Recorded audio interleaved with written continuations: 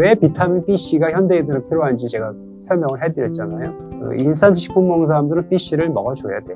왜냐하면 거의 쿠킹한 것들, 특히 여러분들 혼자 사는 사람들, 그런 거 사먹는 사람들은 우리 비타민 B를 먹어줘야 돼. B씨를 먹어줘야 돼요. 근데 이제 문제는 다 그렇지 않다는 거죠. 2015년도 한 TV 다큐 프로그램인 공부 못하는 아이라는 제목으로 전 세계 석학들이 지식 향용자인 테드 무대에서 자신의 연구 결과를 소개하는 한 젊은 교수를 영상에 담았다. 하버드 대학원에서 교육신경학을 가르치는 토드 로즈 교수였다. 미국에서 신형 전투기를 제작하면서 조종사에게 맞는 조종석을 디자인하기 위해서 4,000명에 이르는 조종사들의 신체를 측정하였다. 그들은 키, 어깨, 가슴, 허리, 엉덩이 등 10개 항목에서 평균 치수를 알아냈고 다음과 같은 아주 단순한 질문들을 던졌다. 키, 숄더, 체스트, 웨이스트, 힙 쭉 해서 평균값을 개발을 했어요. 그런데 이 과연 조종사들 중에서 몇 명이 이 10가지 수치의 평균에 해당될까? 100명이었다는 거죠. 근데 우리는 이거에 다 맞추고 있다는 거죠. 그래서 저는 이거를 이제 해결하기 위해서 기능의학이라는 걸 이제 도입을 하게 됐는데, 그래서 평균적인 신체 주시를 가진 조종사는 없다. 교육도 이와 같이 마찬가지다. 사람들이 생각하는 평균적인 학생은 절대 존재하지 않기에 학습 환경을 평균에 맞춰 설계한다면 그것은 어느 누구에게도 맞지 않는 환경을 설계하는 것과 같다. 제각각 들쑥날쑥한 학습 특성을 가진 수많은 아이들이 교육과정 속에서 재능을 잃어버리는 역시 존재하는 평균에 맞춰진 환경 때문일지도 모른다. 저는 이거를 이제 건강기능식품도 똑같이 생각하고 있었어요. 그러다가 제가 어느 날 갑자기 제가 영양의학을 시작한 계기가, 제가 비만을 제가 했다고, 전공을 했다고 그랬잖아요. 96년서부터 이제 제대로 교육을 받고 와서 비만을 하다가 슬럼프에 빠진 적이 있었어요. 왜 그러냐면 비만은 약으로 치료할 수 있는 병이 아니라는 걸 알았어요. 그리고 의사가 치료하는 게 아니다. 사회가 치료해야 된다.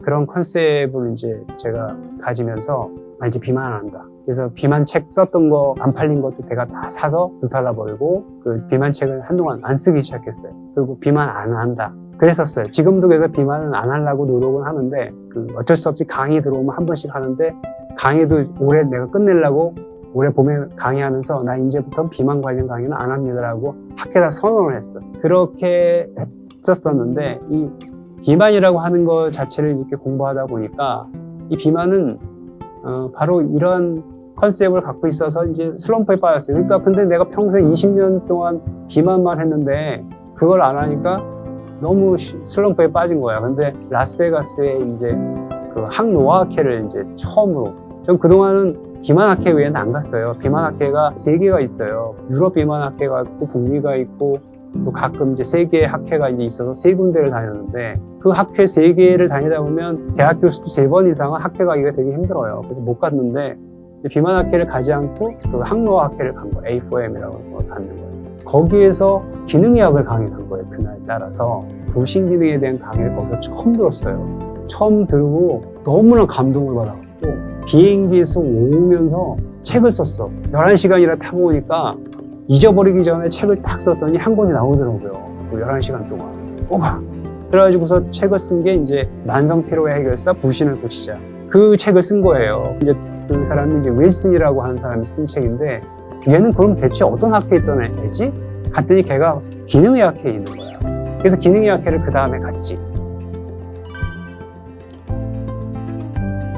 그랬더니 기능의학의 컨셉이 그 질병들이 현대의학을 이렇게 내분비학, 그 다음에 카디올로지, 펄모놀로지, 우롤로지, 헤마톨로지, 헤파톨로지 이렇게 다 나눠져 있다는, 저희가 이제 전통의학을 공부한 건 다 이렇게 공부를 했던 거지. 이 병의 근원은 뿌리에 있는 거라는 거지. 이 병을 따로따로 치료하고 이런 것들이 전통의학에서 빠지면서 제대로 이 뿌리에 있는 거를 치료하지 않기 때문에 이 병이 다 올라온 다음에 기다려서 치료를 한다는 잘못된 의학이 지금의 트래디셔널 메디신, 서양의학이라고 한 그 학회에서 저 아주 충격적으로 제가 이제까지 생각해 왔었던 거였거든요. 제가 그 비만을 하기 전에 제 전공은 가정의학이지만 가정의학 하고서 저는 군대를 안 갔어요. 이쪽 소아마비가 있었고 군대가 면제됐는데 면제되는 동안에 죄스러워서 다른 동기들한테 미안하더라고. 그래서 그때 저는 이제 학교를 안 들어가고 한방을 공부했어요. 니네 군대 갈 동안은 나는 한방을 좀 공부하겠다. 그래서 한의학을 공부했거든요. 그래서 4년 동안 이제 원래 2년만 하려고 했는데 너무 재밌어서 2년을 더 한 거예요. 그래서 4년 동안 이제 한의학을 공부를 하면서 한의사들하고 맨날 컨퍼런스도 하고 밤새서 공부하면서 한의학의 치료 방법이 여기 있어요. 걔네들도 이 뿌리를 치료하는 것들이에요. 대부분이.